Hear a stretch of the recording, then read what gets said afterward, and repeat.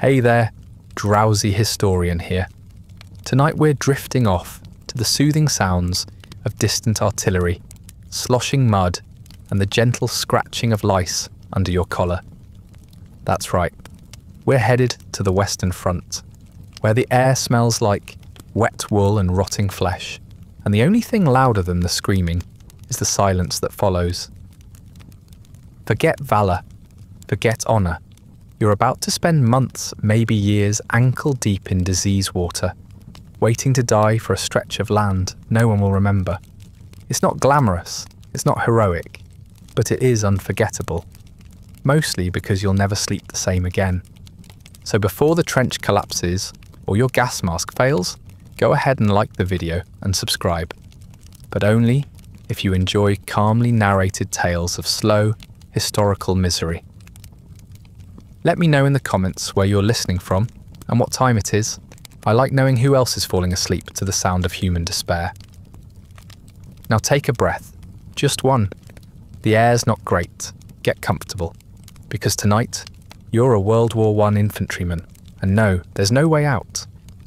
You arrive in the dark, not metaphorically, though that too, but literally, because the train dumped you somewhere in France at night, and no one's bothered to tell you where here is. The air smells like manure, smoke, and something you sincerely hope isn't human.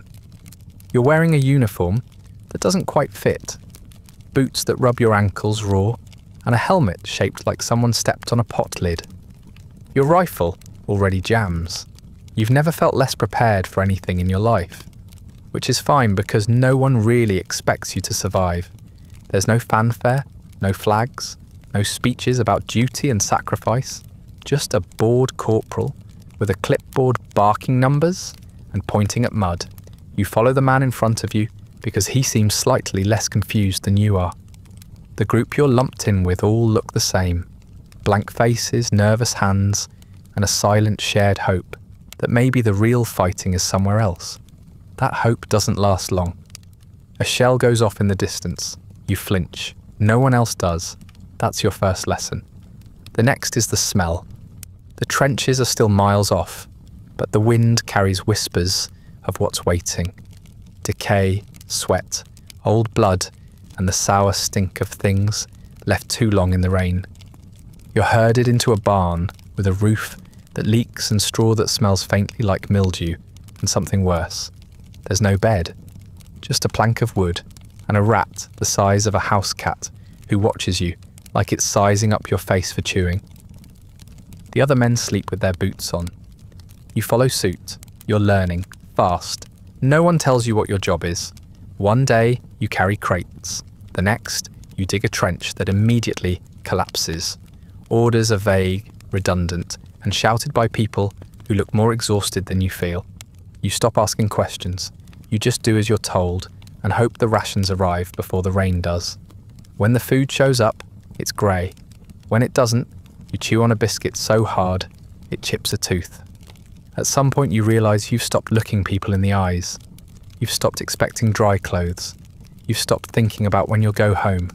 And then, just as quietly as it began, the waiting ends. Someone yells that you're moving to the front. No farewell, no good luck. Just a long march through deeper mud, past stretchers you don't look at, toward a line of trenches that look less like protection and more like graves waiting for names. You climb down into the muck. Your boots vanish. So does the last of your optimism. Welcome to the war. You thought training was hard. You thought being shouted at by a man with a moustache so thick it needed its own postal code was the worst thing that could happen to you. Marching in the rain, standing in formation until your knees locked, peeling potatoes until your fingers bled. That was hell, wasn't it? That was the crucible of war.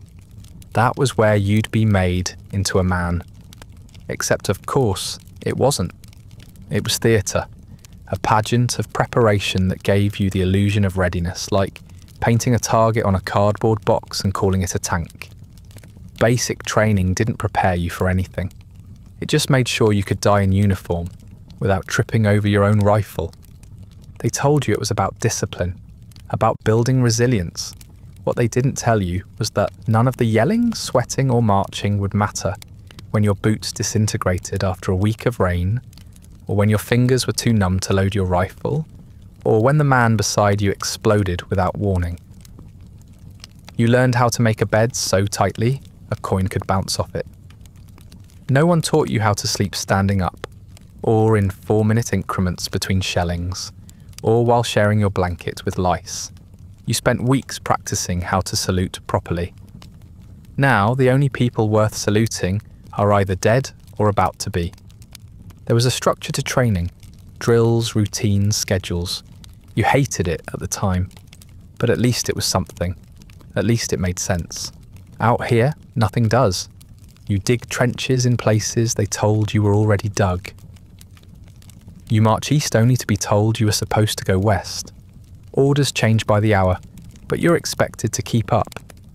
Out here, discipline means not screaming when you step on something soft that used to be human.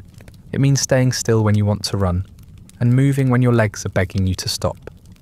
There are no medals for doing things right, only consequences if you don't. Back in camp, you were given a daily ration of food, usually disgusting but edible. Here, you're lucky if your meal arrives warm, or at all. You used to complain about the blandness of your stew. Now you scrape mould off your bread and chew it anyway, because the alternative is hunger, and hunger makes you stupid. Training warned you about dehydration. It didn't tell you you'd end up drinking water filtered through sandbags and rat droppings. You used to carry a canteen like it was sacred. Now it's just another grimy relic you pretend still does its job. You remember your drill sergeant saying something about brotherhood, camaraderie. That war would bind you to the men beside you like nothing else. And sure, that's true. In the same way, a shipwreck bonds you to whoever happens to be clinging to the same piece of driftwood. You don't talk about your feelings out here. You don't open up.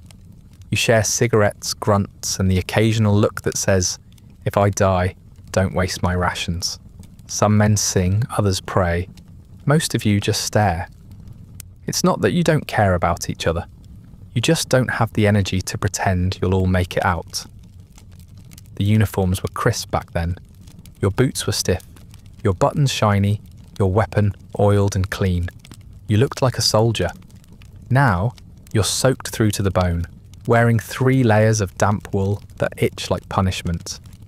Your helmet is dented. Your rifle is rusting. Your socks are stiff with old blood. Yours or someone else's, it hardly matters. You haven't shaved in weeks, and your breath smells like meat gone wrong. You'd be unrecognisable to your own mother if she could even see you through the smoke. The worst part, you still believed it back then. The speeches, the slogans, the posters with heroic faces marching off to glory.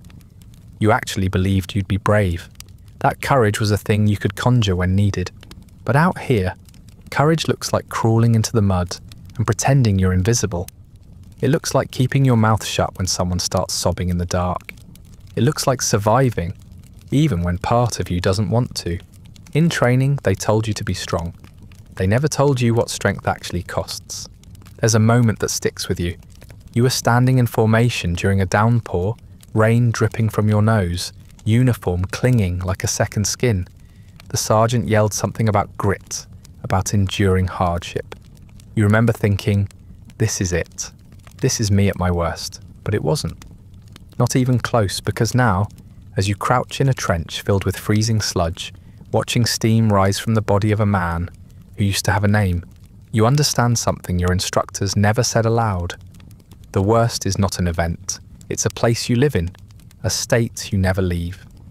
You keep telling yourself the training helped, that it gave you a foundation, a way to cope. But really, it just gave you a script, one you've long since stopped following. You don't march anymore. You slog. You don't shout. You mutter. You don't dream. You flinch. They trained you to aim, fire, reload. They didn't train you to watch someone bleed out from the neck and keep your hands steady. They didn't train you for the smell of a wound gone septic. They didn't train you to dig a grave in mud while whispering the wrong name because you didn't know the right one. So yes, training was hard, but it was also clean.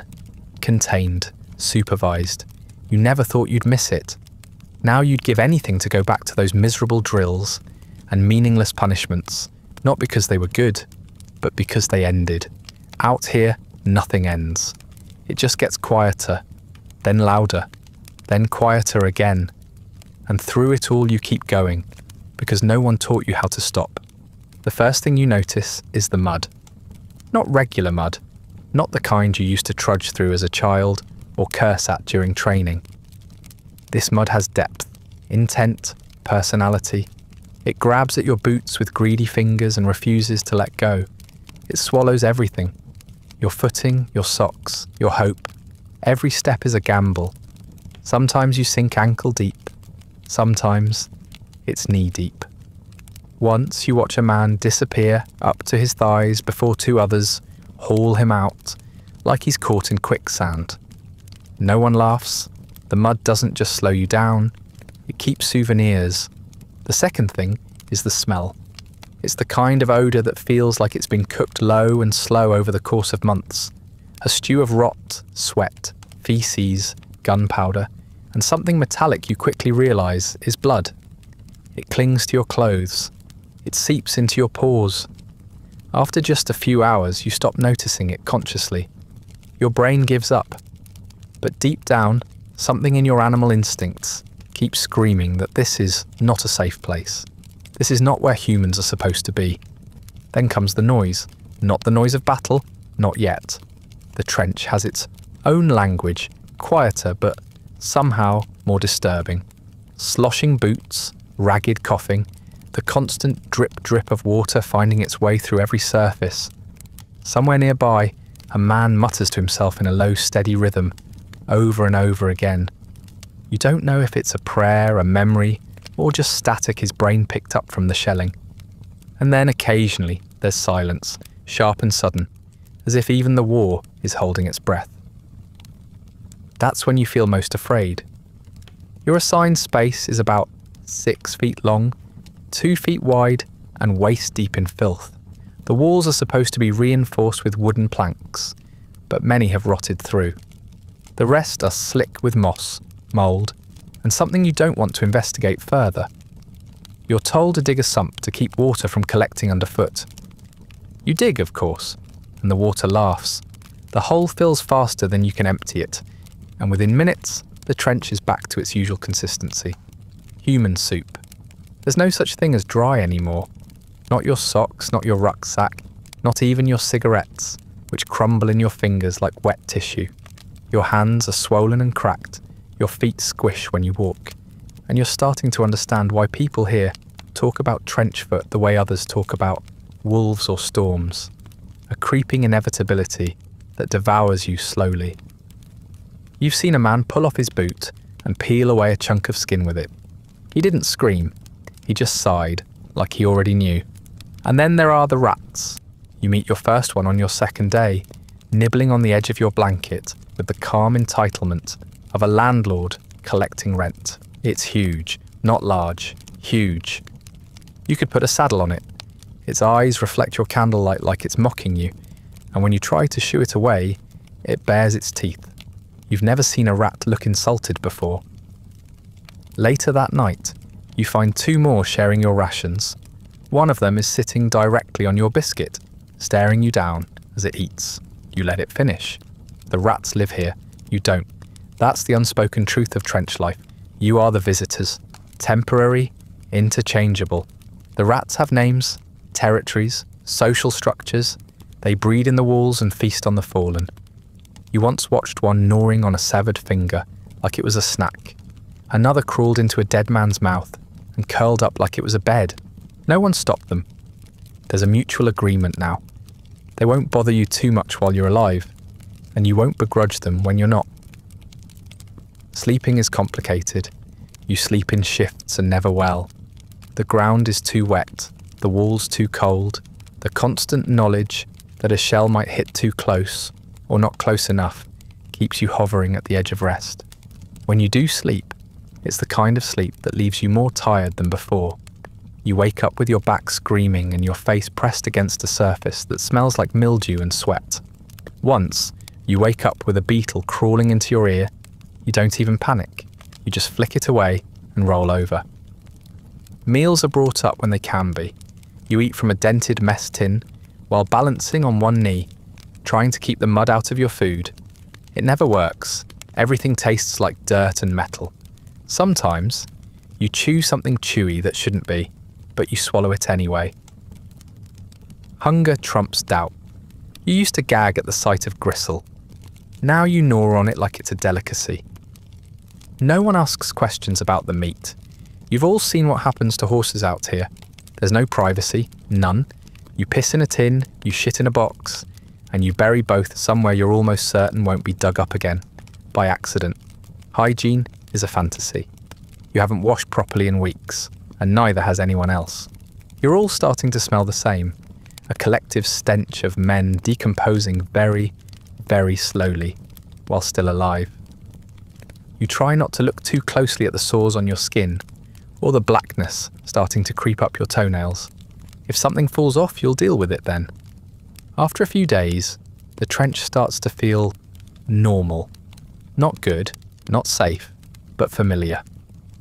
You learn where to step to avoid the worst puddles. You figure out how to balance your rifle so it doesn't rust overnight. You stop reacting when someone coughs up blood next to you. This isn't survival, it's adaptation. You're not living through it. You're becoming part of it, a soggy, lice-ridden extension of the trench itself. And deep down, part of you knows, if the trench wanted you gone, it would have swallowed you already. So you stay.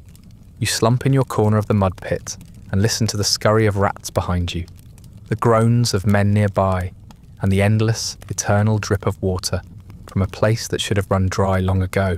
You tell yourself you'll get used to it, that this is just another phase, another hardship, another test of your endurance, but you're wrong. This isn't a test. This is the curriculum. Everything before this was just orientation. Life in the trenches never stops being awful. It just becomes familiar. You wake up damp, already cold, and vaguely nauseous from a combination of hunger, rot, and the kind of sleep that leaves your joints locked, and your mouth tasting like old copper. There's no sunrise to greet you, just a vague lightening of the grey sludge sky, barely visible through the tangled netting and broken boards overhead. You sit up, your spine cracking like someone stepped on a bundle of kindling, and prepare yourself for another day of nothing in particular and everything at once. There is no schedule, no clock, just an endless rotation of tedium and terror. Sometimes you're handed a shovel and told to dig a trench, a latrine, a drainage channel, or maybe just a hole no one intends to use. Other times you're told to stand guard and watch an empty stretch of mud for hours, straining to see movement that never comes until, all at once, it does. You don't blink as much as you used to. Blinking is how people get shot. So you stare, and when your eyes water, you just let it happen. Then there's the freezing, the kind of cold that doesn't stay on your skin, but burrows into your bones, like it's setting up a permanent residence. You try to keep moving, try to keep the blood flowing, but some mornings you can't feel your hands until noon. You stamp your feet, rub your arms, press your fingers into your armpits, but it never helps for long. The damp makes it worse. It creeps into your clothes, your bedroll, your lungs. You cough in bursts, rattling and wet, and so does everyone else. The whole trench sounds like a tuberculosis ward. You spend hours shoveling mud that never leaves. Every scoop you toss out gets replaced by another that sloughs back in. It's a Sisyphean farce, a joke no one's laughing at. You scrape, dig, haul, only for the wall to collapse or the floor to rise again under a heavy rain. Sometimes you find something buried, a boot, a rusted tin, a bone. You don't say anything. If it's a man, someone will mark it. If not, it goes back in. You don't have time for archaeology. The dead are part of the infrastructure now. You eat when you can and what you're given. Cold beans, a slice of bread that could stop a bullet. Maybe a sliver of cheese if someone in supply was feeling generous or guilty. You don't ask where the meat comes from anymore. If it's hot, you're grateful. If it's not, you eat it anyway. Hunger turns everything into a flavour. Even mud has a taste now. Earthy, metallic, faintly fungal. You know this because it's gotten into your canteen, your food, your teeth. You've been chewing on war since you got here. The latrine is a hole in the ground, surrounded by sandbags, and the kind of smell that makes your vision blur. You try to hold it in until you can't. Then you balance precariously, pants down, knees trembling, hoping no one lobs a shell during the most vulnerable 30 seconds of your day. You've heard stories of men dying like that, mid-squat, pants around their ankles. There's no dignity in this war, but that's one way you definitely don't want to go. You wipe with whatever you can find. Sometimes it's newspaper, sometimes it's your own sleeve. People start to unravel. You can see it in their faces, which go slack and pale, like wax figures left too close to the fire. Some mutter to themselves constantly, others go silent for days. There's a man in your unit who used to recite poetry. Now he just rocks back and forth, eyes wide, lips twitching. You try to help at first, ask if he's all right, offer him a bit of chocolate. But after a while, you just avoid his corner of the trench. You have to. Madness spreads here, like mould. If you watch it too long, it finds a way in. Shells come when they want. There's no rhythm, no warning. Just a sudden roar, the earth heaving like a beast beneath you. And then the dull thud of impact, sometimes near, sometimes far too close. You hit the ground by instinct. Sometimes you scream. Sometimes you just clench every muscle and hope you're not next. Shrapnel doesn't care who you are. It slices clean through flesh, bone, hope. You've seen a man cut in half and still twitching. You've seen a headless corpse sitting upright, like it hasn't caught on yet. There are quiet moments too. Long, terrible stretches where nothing happens. These are worse in their own way. They give your mind room to wander. You think about home, about food that isn't grey, about dry socks and actual silence. Then you remember you're not supposed to think. You're supposed to wait.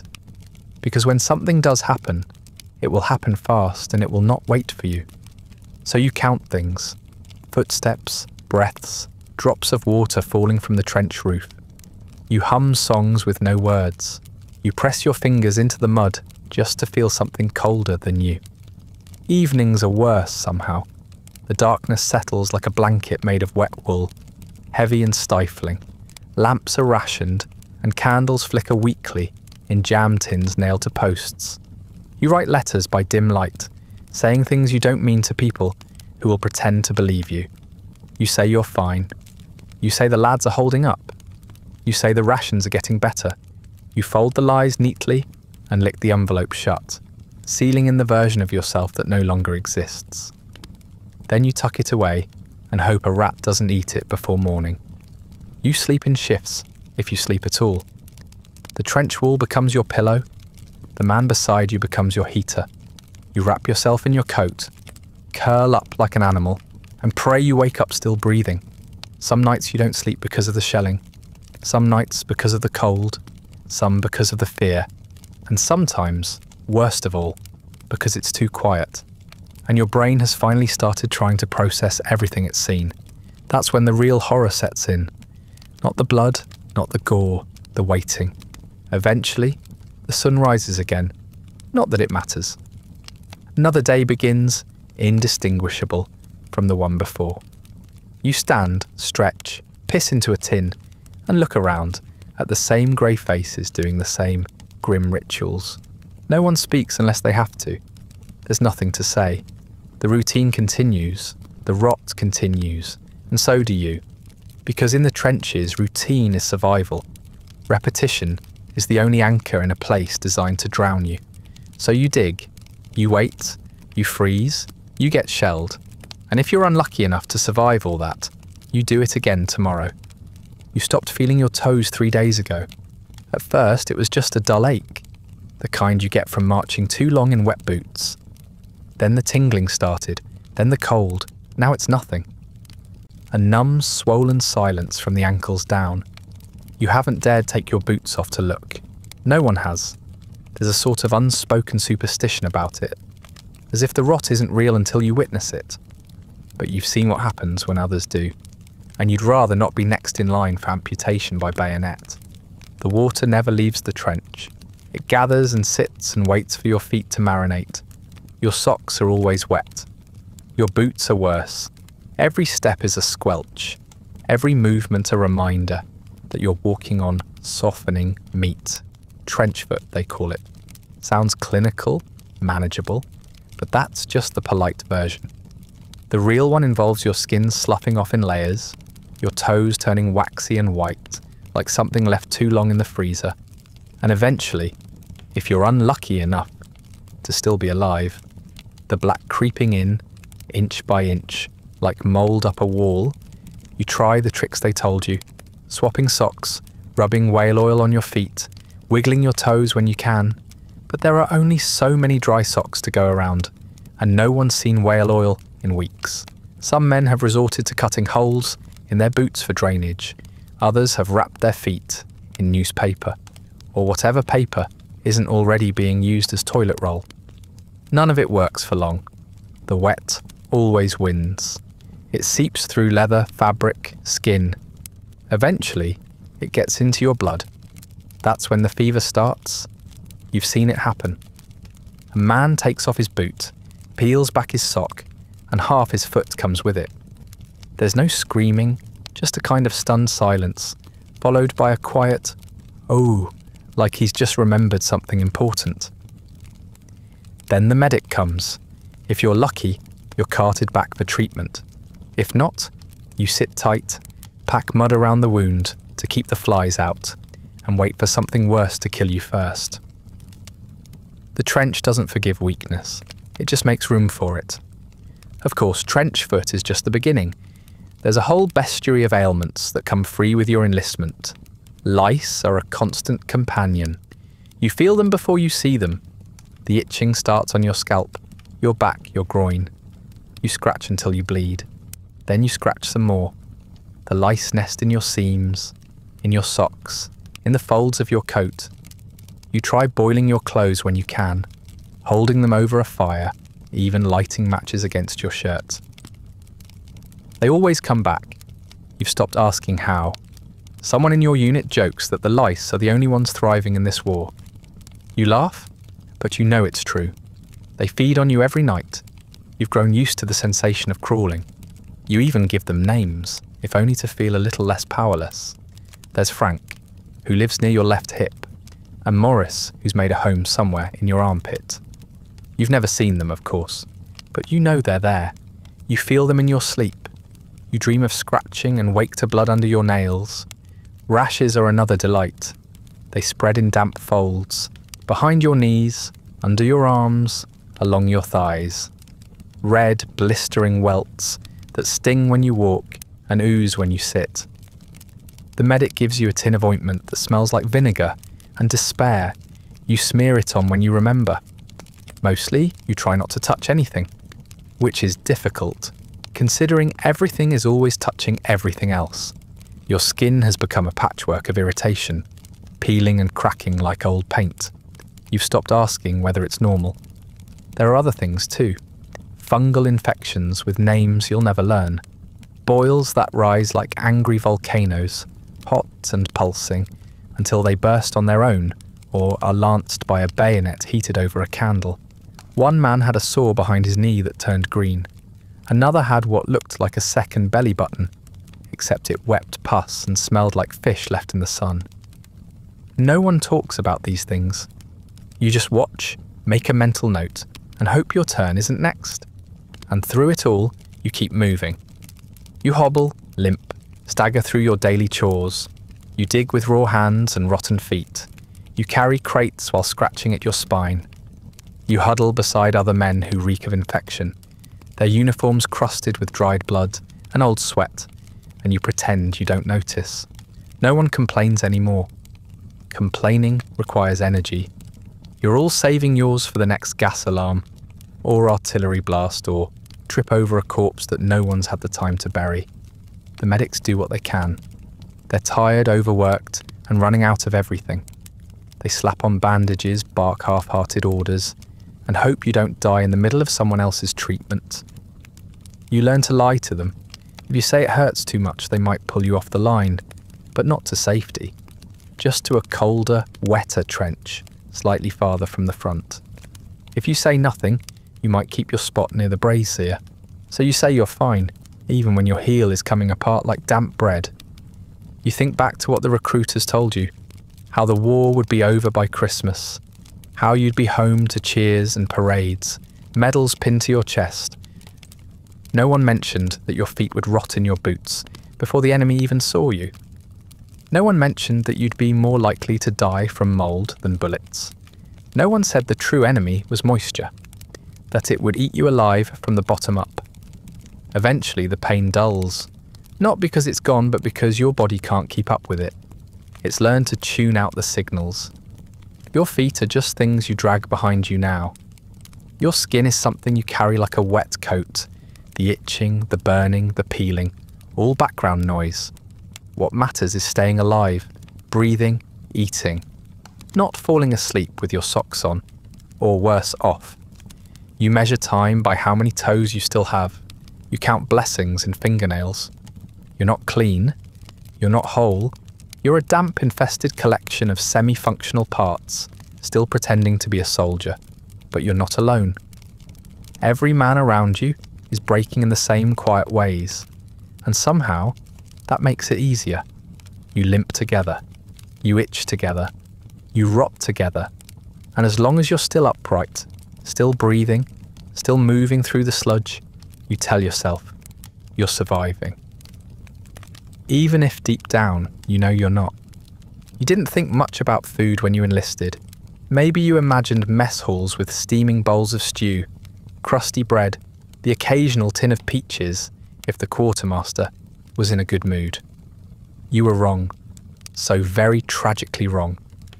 What passes for food in the trenches is more threat than sustenance, a cruel experiment in how long a human being can survive on starch, salt, and blind hope. You no longer eat to feel full. You eat because it's the only activity that occasionally distracts you from the trench trying to swallow you whole. Your day usually begins with breakfast, a term you now understand to mean a handful of things that technically have calories. This might include a piece of hardtack, also known as a biscuit if you're being generous, or a dental hazard if you're being accurate. It's a pale, rock-hard slab of baked flour that could double as a blunt weapon. You don't bite it so much as gnaw on it. Soften it with whatever liquid you have, tea, water, spit, and hope it doesn't splinter like ceramic and slice open your gums. Many do. You've seen men bleed from the mouth, just trying to get a bite down. Then comes the bully beef. It arrives in greasy tins, congealed and trembling with the kind of texture that reminds you of meat left too long in the sun. It's grey, sometimes pinkish grey if you're lucky. You're not sure what animal it used to be. You stopped asking. You can eat it cold, but it's marginally less revolting if you heat it up over a candle or the barrel of your rifle. You chase it with dry bread or a ration cracker, something equally flavourless, but at least structurally stable. Sometimes you mix it all into a slurry, which tastes just as awful, but at least only requires one swallow. You do occasionally get stews. If it's been a good week for supply runs and the kitchen staff isn't entirely dead inside, someone will boil down leftover meat, canned vegetables, and whatever vaguely edible substance they can scavenge into a hot meal. The result is a sort of beige broth, flecked with floating bits of carrot, potato, and maybe rat hair. You learn not to look too closely. Texture is irrelevant. Temperature is king. If it's hot, it's good. If it isn't, you eat it anyway, and pretend it is. You have a whole internal vocabulary now for lies you tell your stomach. Sometimes there's jam. This is considered a luxury. It arrives in tins the size of your fist, usually plum or apple, though occasionally something more ambiguous like mixed fruit, which tastes like sugar and regret. You spread it on hardtack, or eat it directly with a spoon, or barter it for extra tobacco. One tin can make you feel rich. temporarily. Then it runs out, and you return to the meat-paste diet that reminds you how little joy remains in this world. Tea is constant, though never quite right. It's made from water that tastes faintly of mud and rust, boiled in a dented pot and stirred with whatever was lying around. Sometimes it's strong. Sometimes it's brown water with a dead fly in it. You drink it regardless. It's warm, and warmth is a currency of its own. You've seen men break down crying over a hot mug on a cold morning. Not because it tasted good. It never does. But because it reminded them, if only for a moment, of something that didn't feel like war. On rare occasions there's cheese. This comes in square, waxy blocks that smell vaguely of feet and despair. You carve off a slice with your bayonet and eat it with the same solemnity as someone attending their own funeral. The cheese doesn't melt, it crumbles, it sticks to your teeth, it haunts your breath for days. Still, it has fat and salt, and that makes it valuable. You ration it like gold. You dream about it. You start ranking cheeses by their ability to make you forget where you are, even if only for a bite. Then there are the rats. You don't eat them, not officially. But you've heard stories, always from someone who heard it from someone else, about men who've gotten desperate enough. Skin it, cook it over a fire, douse it in enough jam or salt to kill the flavour, and down on it like penance. You don't know if the stories are true, but the longer you're out here, the more plausible they sound. When the supply lines break, when the biscuits run out and the bully beef turns green, you start to look at anything that moves with a different kind of hunger. Spoilage is constant. Tins rust, bread moulds. Sometimes you open a can and find the meat inside bubbling slightly, like it's alive. You scrape off the top and eat the rest. No one throws food away. No one can afford to. You once saw a man eat a sandwich he dropped in a puddle of blood. He didn't even hesitate. You didn't judge him. You just watched and wondered how many seconds you'd have waited before doing the same. You lose weight, everyone does. The fat melts off first, then the muscle. Your belt gets tighter, your uniform hangs loose. You grow pale, hollow, your skin stretched thin like paper over bone. The hunger is constant, not sharp, not urgent, just there gnawing at the edges of every moment. You think about food more than you think about the war. Roast chicken, eggs, fresh bread, a ripe apple. You'd kill for an apple. Not metaphorically, literally. If someone handed you one, you'd consider murder. Your taste buds change. Things that once repulsed you now pass for edible. Things that were merely bad now seem delicious by comparison. You stop noticing texture. You stop noticing flavour. You eat to continue. You eat to keep your stomach from folding in on itself. You eat because not eating means weakness, and weakness gets your place on the stretcher cart or worse. There is no pleasure in it, only necessity. You've learned the rhythm now. Tin, biscuit, tea, rot, mould, mystery meat, jam if you're lucky, cheese if you're blessed, and maybe, just maybe, a stew on Sundays that tastes only mildly of death. You sit on the edge of the trench, your mess tin in your lap, chewing in silence as the rats scurry by and the wind carries the scent of something burning. You don't ask what it is. You don't want to know. You just keep chewing, because that's what you do. Mail call is the closest thing to religion you have left. It doesn't happen on a schedule. It doesn't come with ceremony. Someone just walks down the trench with a canvas sack and starts calling names, most of which are mispronounced or already dead. You listen anyway, perched on the edge of a crate, or your own folded knees, waiting for the impossible. A letter, a scrap of something, a reminder that the world outside this mud-slicked hellhole still exists. If you're lucky, you hear your name. If not, you pretend you didn't expect anything anyway. When a letter does arrive, it feels holy. You run your fingers over the paper before opening it, half afraid it will crumble, like everything else. The writing is familiar, sometimes shaky, sometimes too cheerful to be real. You read it slowly, the way you'd sip a drink you know, will be your last. A mother asking if you're warm enough. A sweetheart sending her love in looping cursive. A younger sibling describing their school day as if it might matter. It doesn't. Not really. But you read every word twice, sometimes 3 times, until the ink feels like a memory pressed into your hands. You write back. You always write back. Even when your fingers are too numb to grip the pencil, even when the candle burns low, and the rats are too close, and the shells are falling somewhere in the distance. You find a bit of paper, a page from a supply manifest, the back of someone else's form, maybe even the inside of a cigarette tin. You don't tell the truth. You can't.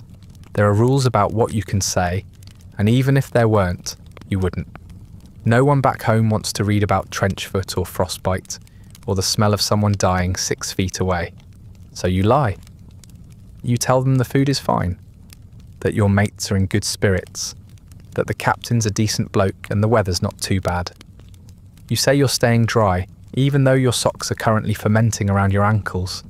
You say you're safe, even though the man who shared your foxhole yesterday is now in pieces beneath a tarp. You end with something hopeful. I'll be home soon. Tell Dad I'm thinking of him. Give the dog a scratch behind the ears for me.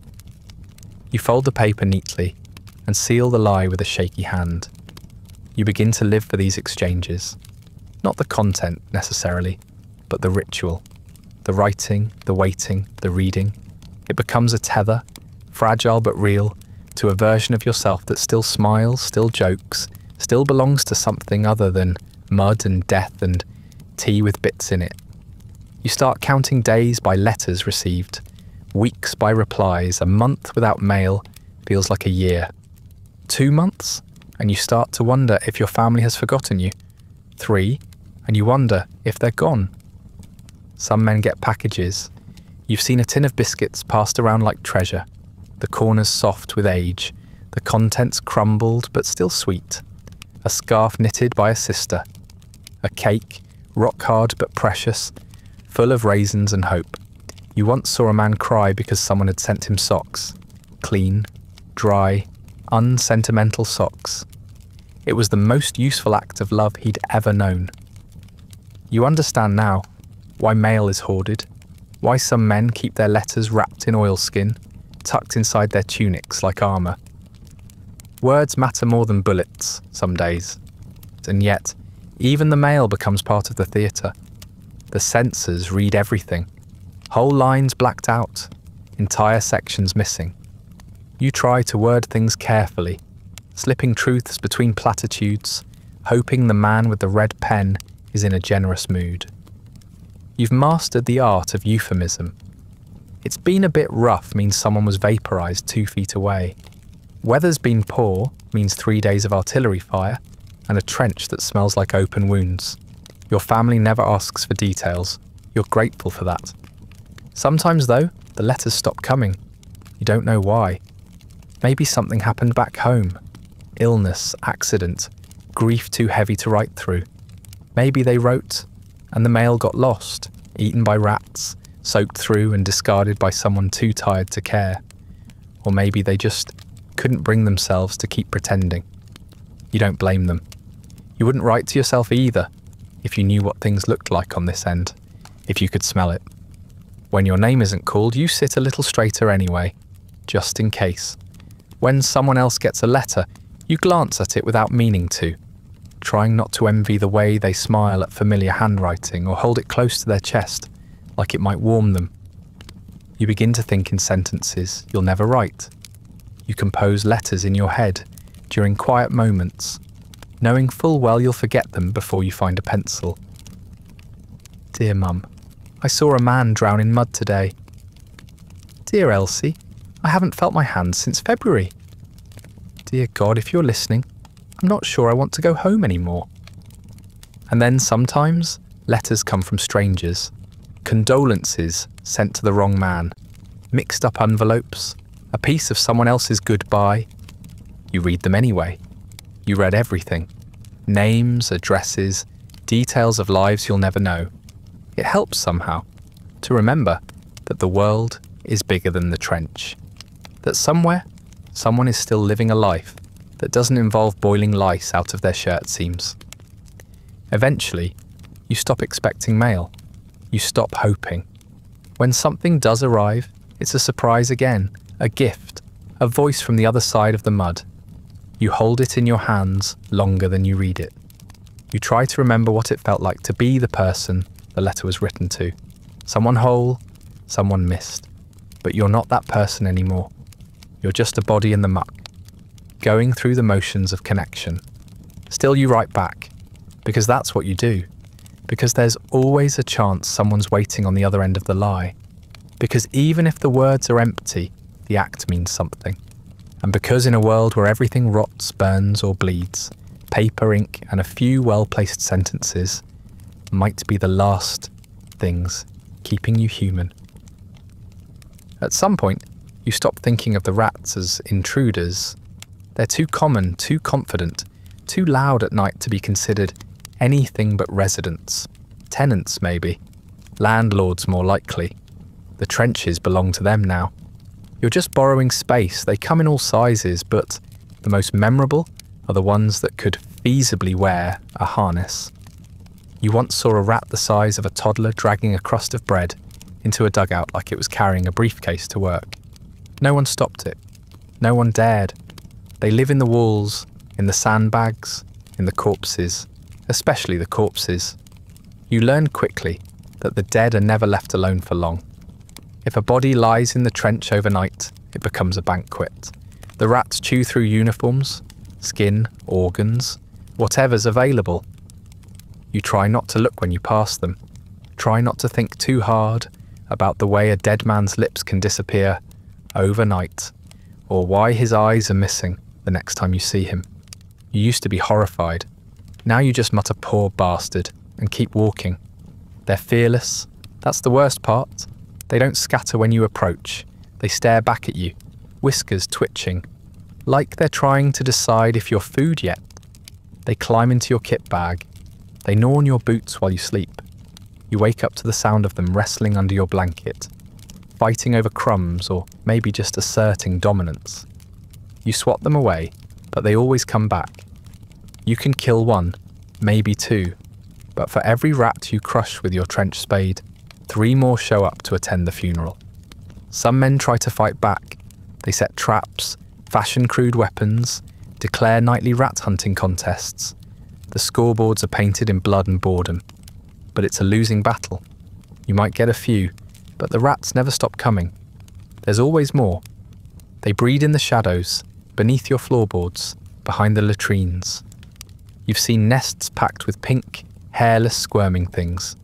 12 per litter, born and raised in the war like it's their natural habitat. Maybe it is. Maybe they've evolved for this. They don't just eat the dead, they eat the living too, in small ways but meaningfully. They steal your rations. You've opened a tin only to find rat teeth marks around the edges. You've reached into your haversack for bread and pulled out a hollowed crust already half digested. Sometimes they go after your soap or your socks, or a letter from home. They're not picky. You once saw one dragging an entire tin of jam down a drainage trench, like it was on a grocery run. The man it belonged to cried harder over that loss than he did when his friend got shot. The noises they make are worse than the sights. The constant scratching, the scurrying just past your line of sight, the wet chewing sounds that come from somewhere beneath your bunk at 3 a.m. It's not just disturbing, it's maddening. You've had full conversations while staring at the ceiling, pretending the sound of tiny feet wasn't driving you slowly insane. Some men snap. They scream at nothing. Others try to sleep during the day instead, when the rats are less bold. But even then, they come. Day or night, the rats don't care. You've heard stories, everyone has.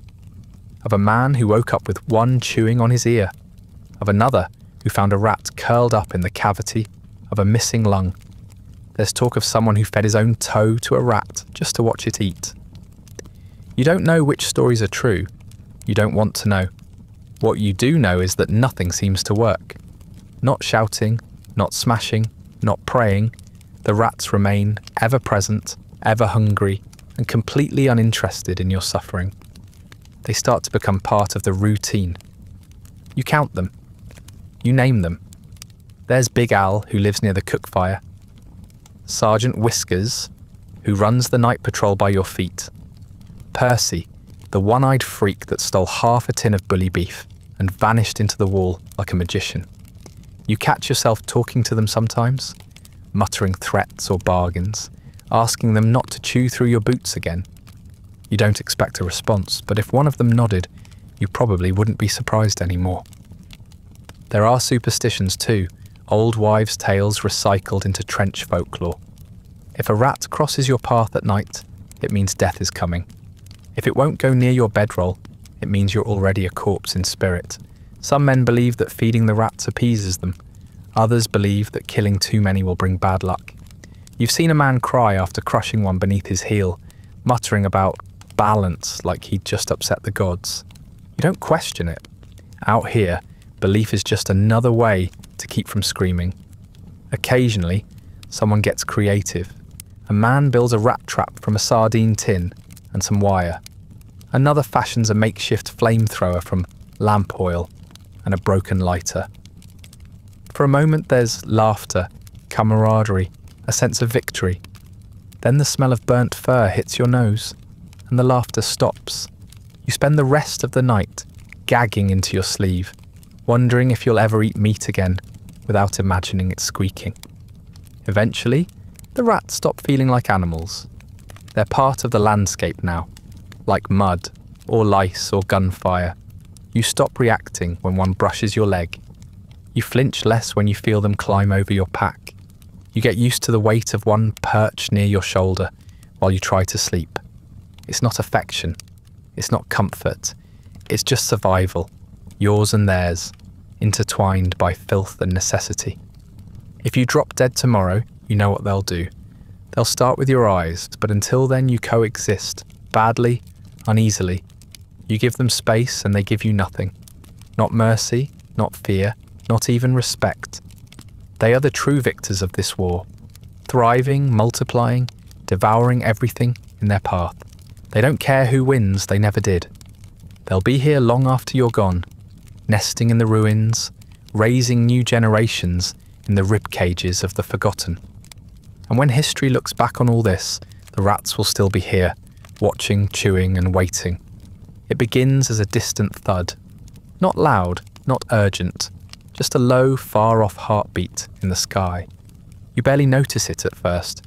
You're busy scooping mud out of your trench, or tying a bandage that won't stay dry, or trying to remember what warmth felt like.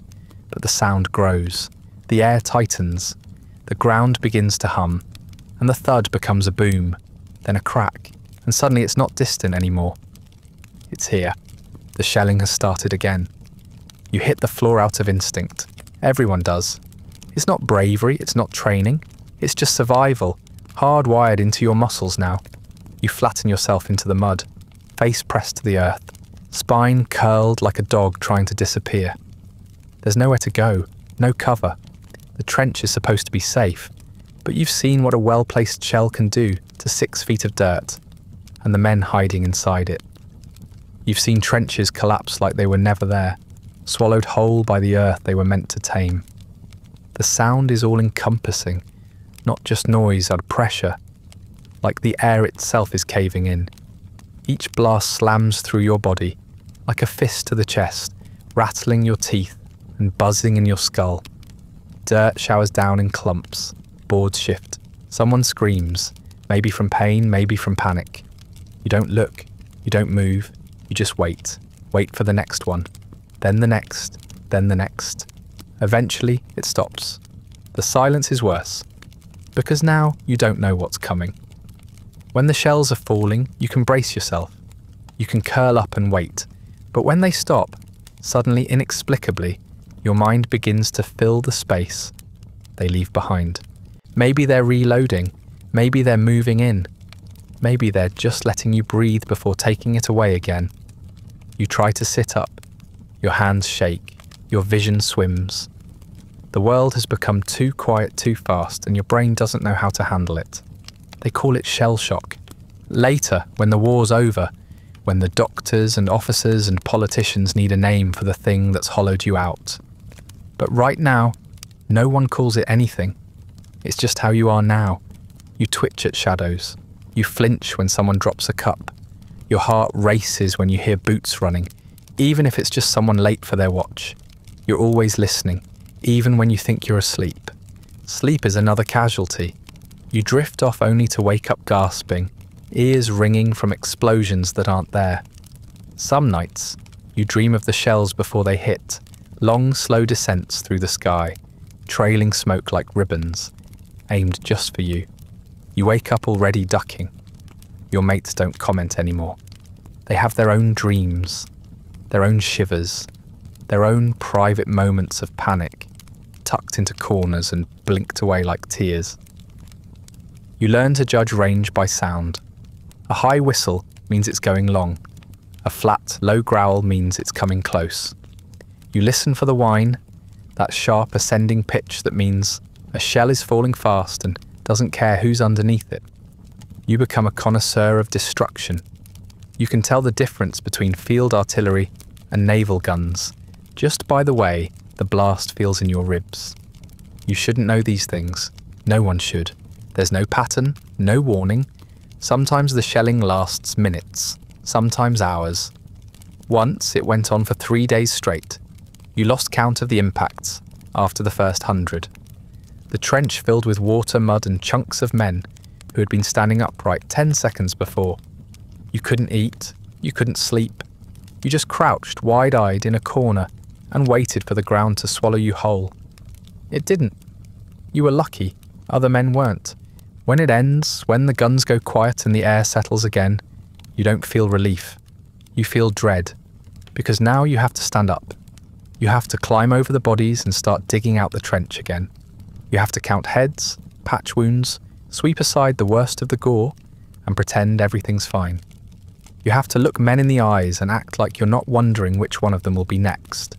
And you have to do it all while your ears ring and your teeth chatter and your hands shake, like they've forgotten how to stop. Sometimes, it's not just your hands. Your whole body betrays you. You drop things. You stammer. You forget names, faces, what day it is. You drift into memories without meaning to.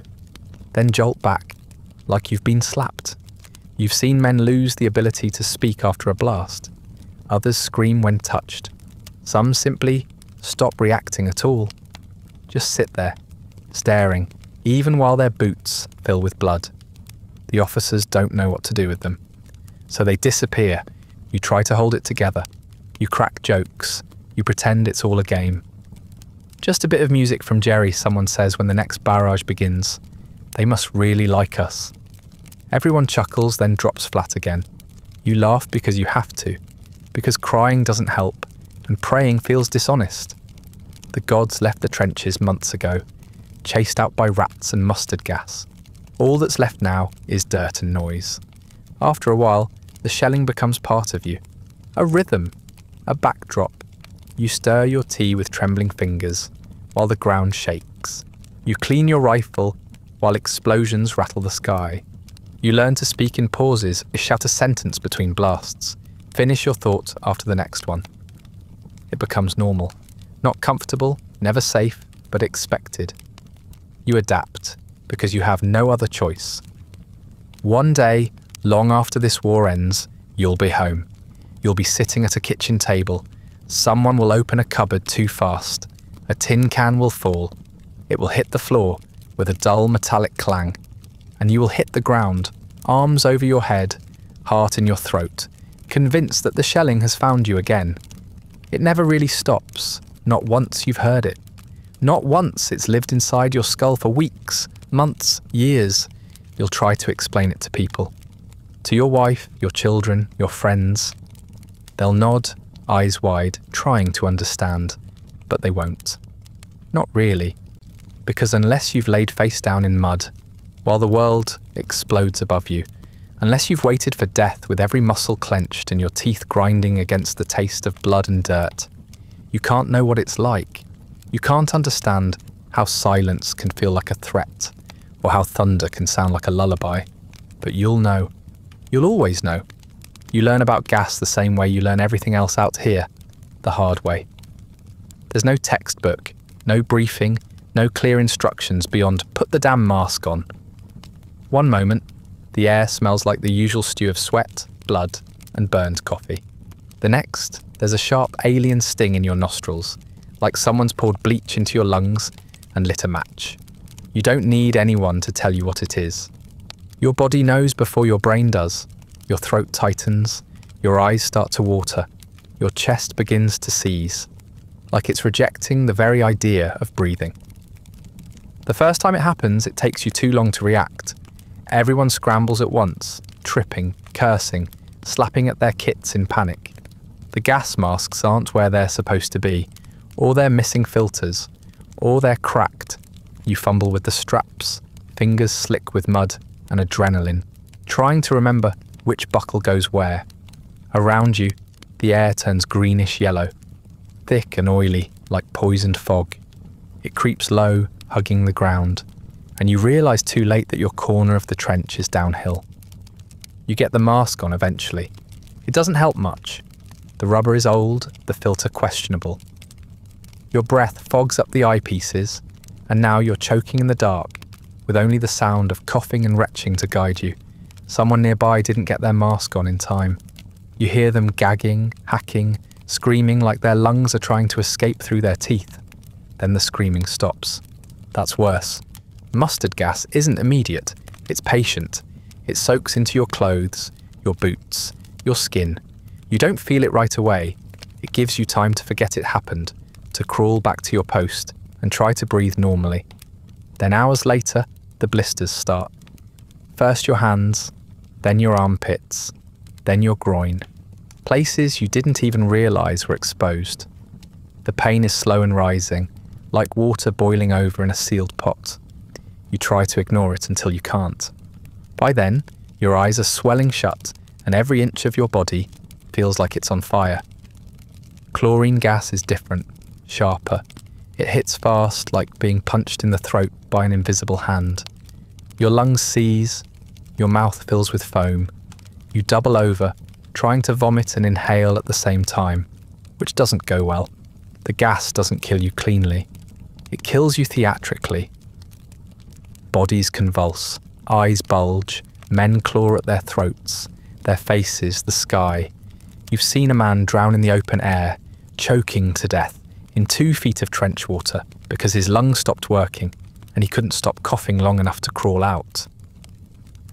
The masks aren't much better. They help, but only if everything goes right. If you get it on in time. If the filter's dry, if the rubber hasn't cracked, if the gas isn't too concentrated. Sometimes you put on your mask and die anyway. You've seen it happen. A man sitting perfectly still, gas mask secure, body twitching like a puppet on fraying strings. You can't do anything but watch. You can't even hear him scream properly. The mask muffles it, turns it into something low and wet and terrible. The worst part is how silent it can be. There's no bang, no siren, no dramatic announcement, just a sudden shift in the air, a smell that doesn't belong. Someone shouts, "Gas!" and it's already too late for half the trench.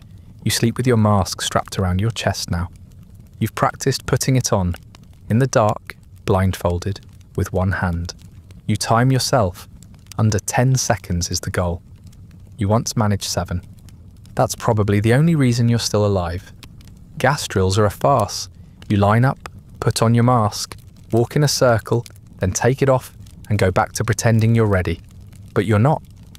No one is. You're ready for bullets, for explosions, even for bayonets. You've made your peace with most of that. But gas is different. Gas feels personal. It doesn't just wound you, it invades you. It finds the cracks in your gear, in your skin, in your sanity, and when it gets in, it doesn't leave. You've seen the aftermath too many times. Men covered in yellow burns, eyes swollen shut, lips blistered and bleeding, coughs that never stop, skin peeling away like old wallpaper. They don't scream for long. Their voices give out. Then they just moan. Then they stop. Sometimes they're still alive when that happens. You can't tell. You don't ask. You just cover them with a tarp if you have one, or turn away if you don't. There are makeshift remedies. Pee on a rag and breathe through it. That's one of the classics. It's supposed to neutralize chlorine. You don't know if it works. You've done it anyway. When the choice is between humiliation and suffocation, pride dies quickly. Another trick is smearing your face in mud. Might help, might not. You do it reflexively now, just in case. You don't know what's superstition and what's survival anymore. You don't care. You've heard rumours that the enemy has something worse. A new gas, stronger, invisible, kills in seconds. Maybe it's true, maybe it isn't. Doesn't matter. You live with the knowledge that, at any moment, the air itself might try to kill you. That's just part of the deal now. You've stopped flinching when someone shouts. You just grab your mask and hope. Not for safety, not for victory. Just that, if it happens, you'll get it on, in time to make it to the next hour. You used to worry about dying. Now you worry about how. Will it be quick? Will it hurt? Will anyone know who you were? Gas makes those questions louder. A bullet is clean. A shell is fast. But gas lingers. Gas is a slow, suffocating decline, dragging your body inch by inch into a version of itself you won't recognize by the end. You pray it won't be you. Then you look around and see the odds. There's no warning, no justice, no escape. You don't win a gas attack. You just survive it, if you're lucky, and carry the consequences in your lungs for the rest of your life, if you live long enough to have one. So you sleep with your mask on your chest, check your filter every morning, and flinch at every unfamiliar breeze. Because when the wind changes out here, it doesn't bring rain. It brings death. Congratulations, you didn't die. That's your qualification.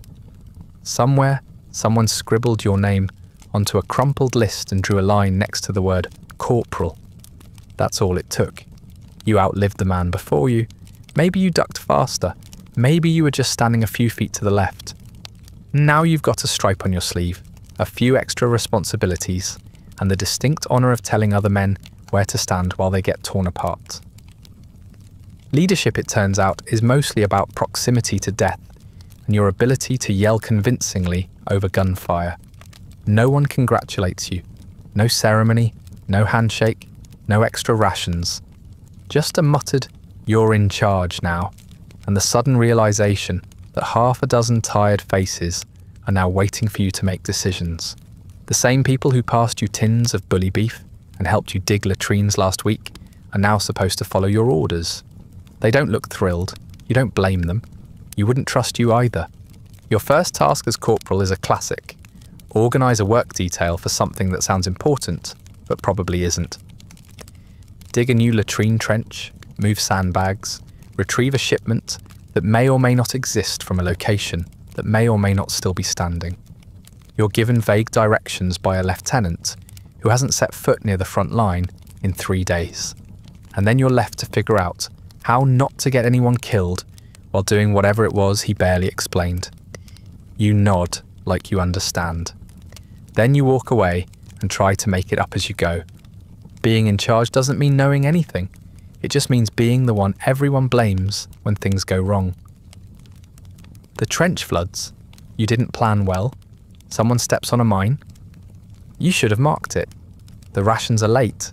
That's your problem now. You didn't ask for this, but you also didn't refuse it. Refusing things gets you noticed, and getting noticed gets you voluntold. That's when you're not offered a choice, just the illusion of one. You don't volunteer, you get volunteered at. Voluntold happens all the time. Someone needs to go on a supply run through a muddy death field. You're told you seem like the type, need someone to inspect a collapsed dugout that may still be full of corpses and unexploded shells. Guess what? You're due for field experience. You try to delegate, but your men look at you with the kind of hollow exhaustion that says, "Please, not me," and you end up doing half the jobs yourself anyway. Not out of nobility, out of math. Fewer of them means fewer names to write letters home about. Morale is a word officers like to use during meetings.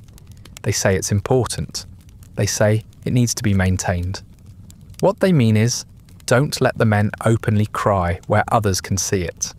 You're expected to keep them steady, like you're a priest or a school teacher or a particularly stern mother. But your men aren't children. They're just tired animals, twitching under stress and pretending to care. You give pep talks that sound like death threats. You joke when you should reassure. You hand out extra cigarettes and lie about how long the next shift will be. Sometimes you see real fear in their eyes. Not panic, that's loud and brief. Fear is quieter. It settles in like mould. It curls in the corners of the trench and inside the folds of their blankets. It doesn't scream, it waits, it eats. You try to look braver than you feel, not because they need a hero, but because if you crack, so does everyone else. You tell them it's fine, that the shelling's moving away, that the gas won't come tonight, that someone higher up knows what they're doing. Lies are just another part of the uniform now. You also learn about cowards, not the cinematic kind, not the ones who run screaming into the woods, tearing off their helmets. The real ones are quieter. Men who stop moving when they're supposed to charge, who lose their rifles, who suddenly can't hear commands during an advance. You notice because you used to consider it yourself. The mind plays tricks when it's trying to survive, but now you're the one who has to say something. Or look the other way, or fill out a report you know will ruin someone just as broken as you are. Then there's the paperwork. You didn't think there'd be paperwork in a trench, but here it is. Casualty forms, supply requisitions, damage assessments. You scribble names, dates, and vague descriptions in the muddiest handwriting you can manage, hoping no one notices how often you've left things blank. You weren't trained for this. You were barely trained to aim.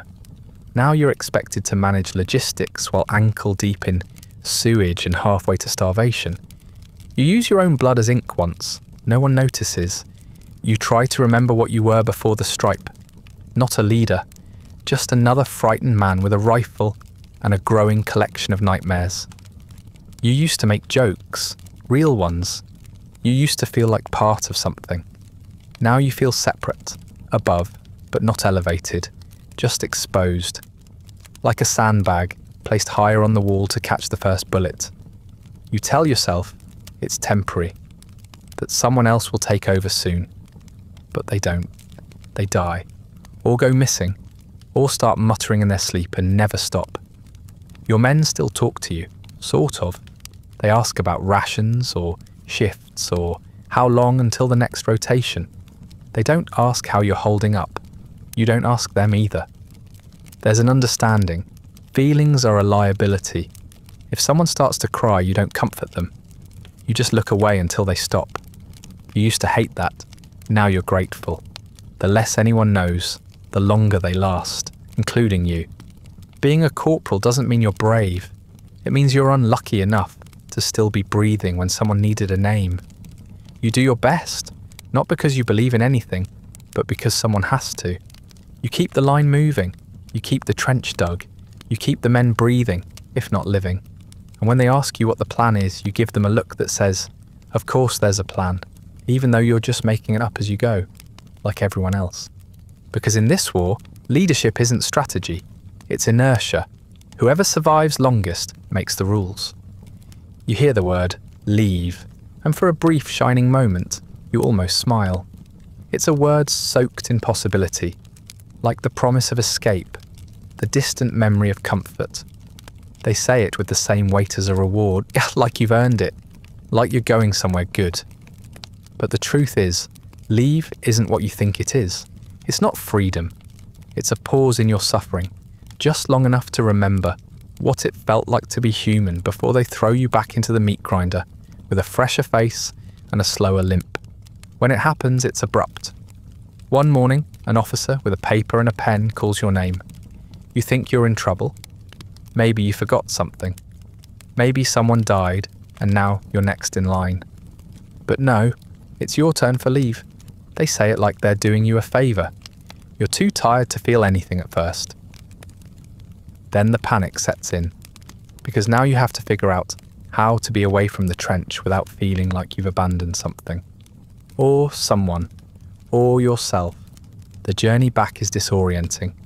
You're bundled into a lorry or tossed onto a train with other gaunt, filthy men and sent lurching towards some unnamed village that hasn't heard shell fire in weeks.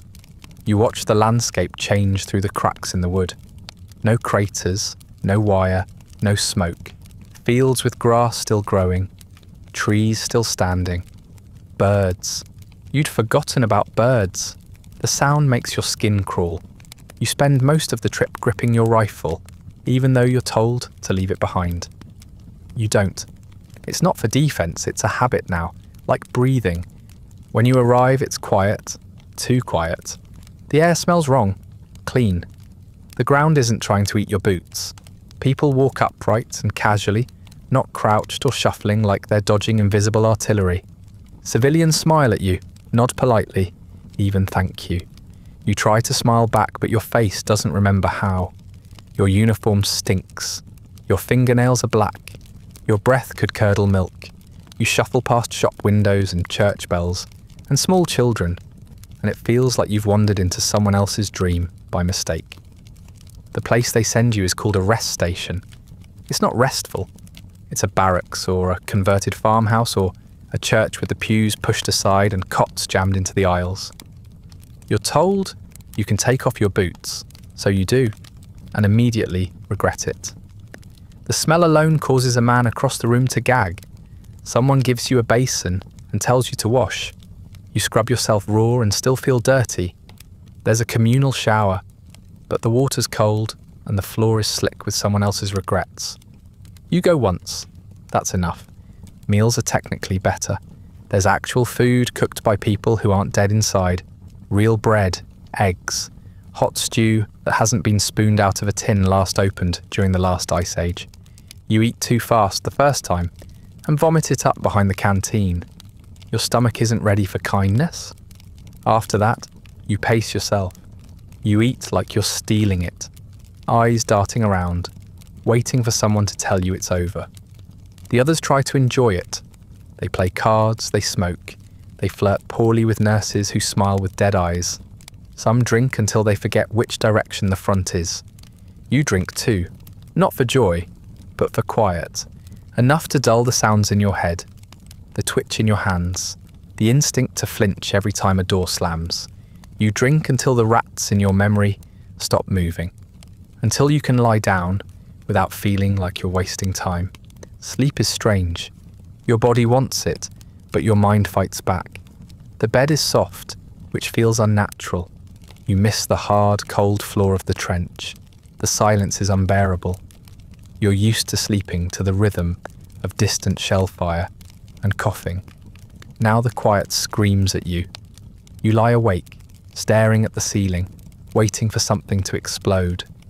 Sometimes you dream. That's worse. You wake up gasping, fingers clenched around your blanket like it's a bayonet. You stop trying to sleep and just wait for morning.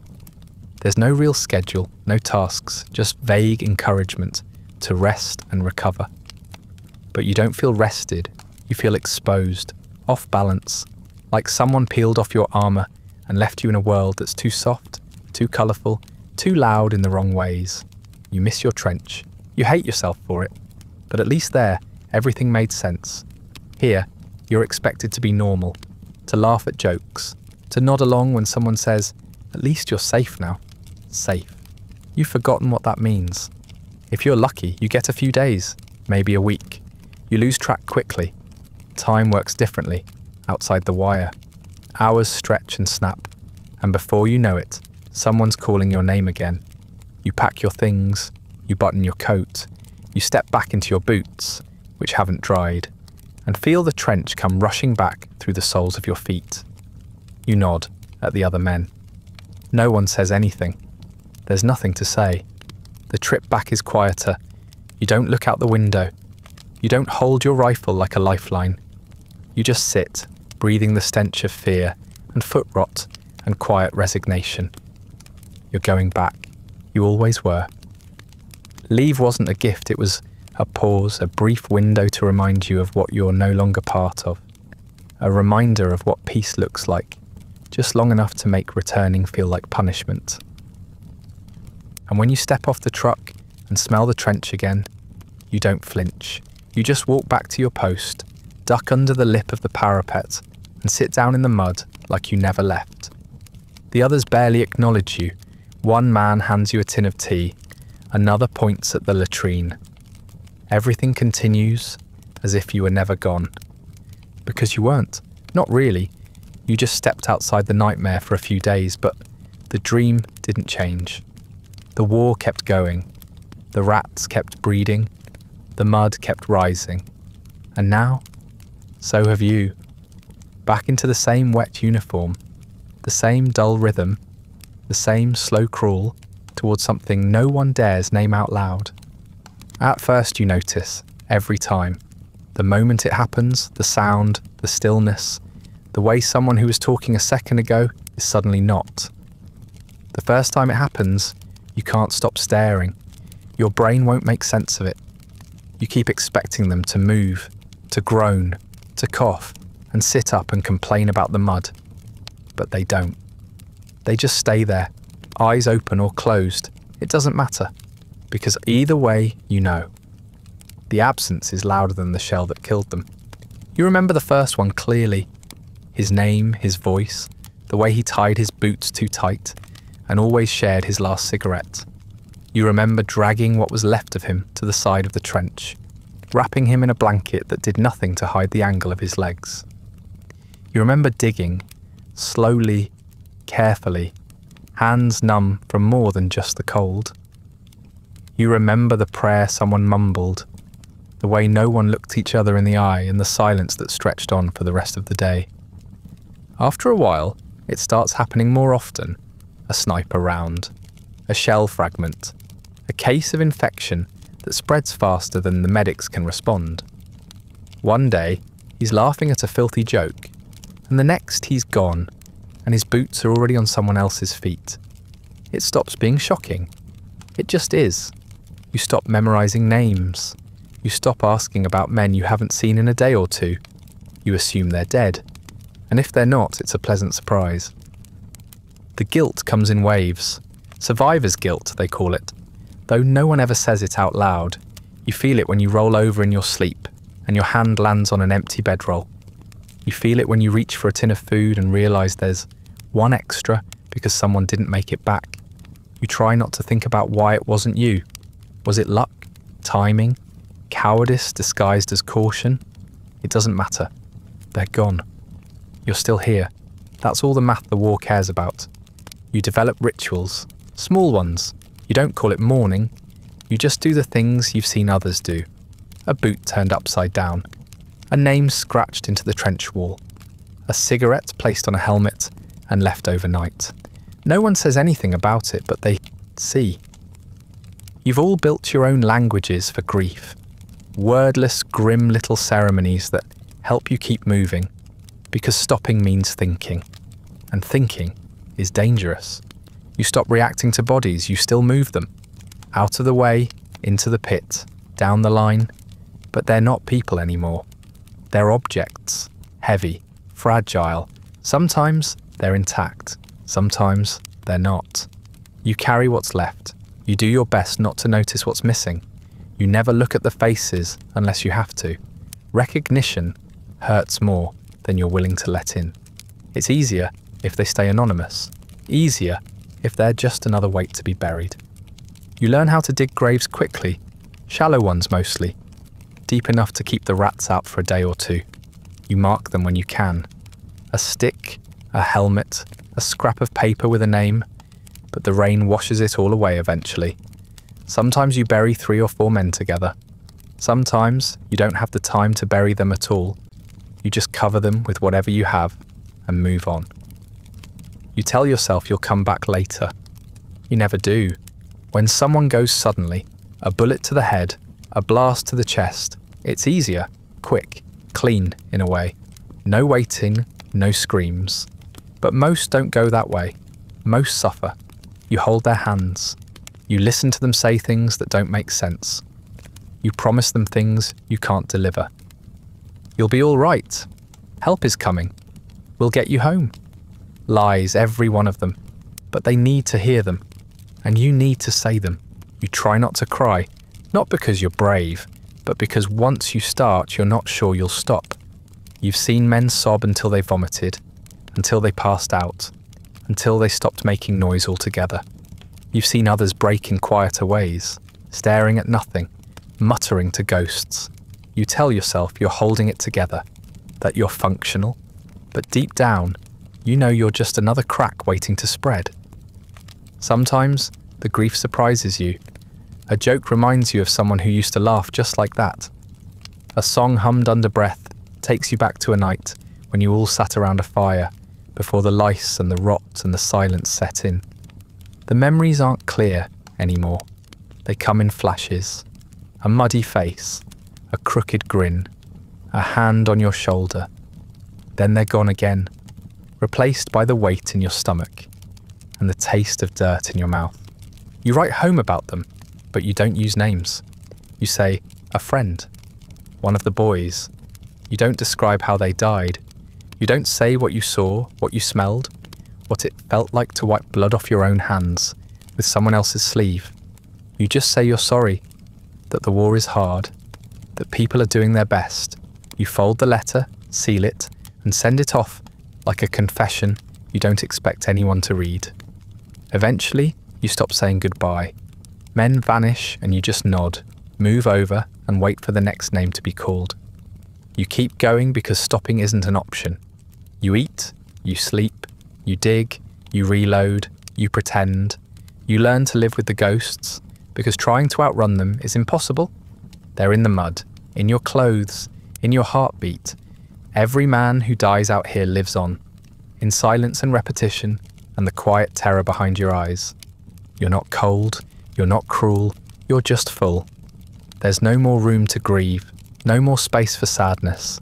The war has taken everything it wants, and you've given it the rest. All that's left is habit, motion, the rote mechanics of staying alive one more day. And if someone dies tomorrow, you'll bury them. And then you'll eat your ration, light a cigarette, and go back to work. Because that's what you do. One day someone says it's over, just like that. The shelling stops, the rifles lower, a whistle is blown, not in panic or command, but finality. You don't believe it at first. You've heard rumours before, false alarms, talks of ceasefires that vanish the moment someone sneezes in the wrong direction. But this time, it's real.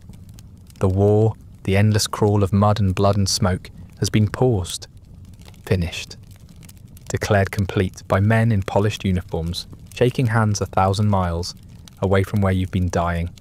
You stand there, confused, waiting for the joke to land, for the next shell to fall, for the gunfire to resume, but it doesn't. There's only quiet, thick, heavy, unnatural. You should feel relief, celebration, something. Instead, you feel like someone's pulled the floor out from under you, like you've just been told you can breathe again. After spending so long underwater, you forgot how. You look at the men around you, and they look the same, not joyful, not even grateful, just blank. The trenches don't vanish. They sit there, still full of bodies, both moving and still. The rats don't leave. The water doesn't drain. You stay where you are for days, waiting for instructions, because no one's really sure what peace means in practical terms. You eat the same rations. You patch the same wounds. The only difference is the direction of your eyes. For the first time in years, you look forward instead of sideways.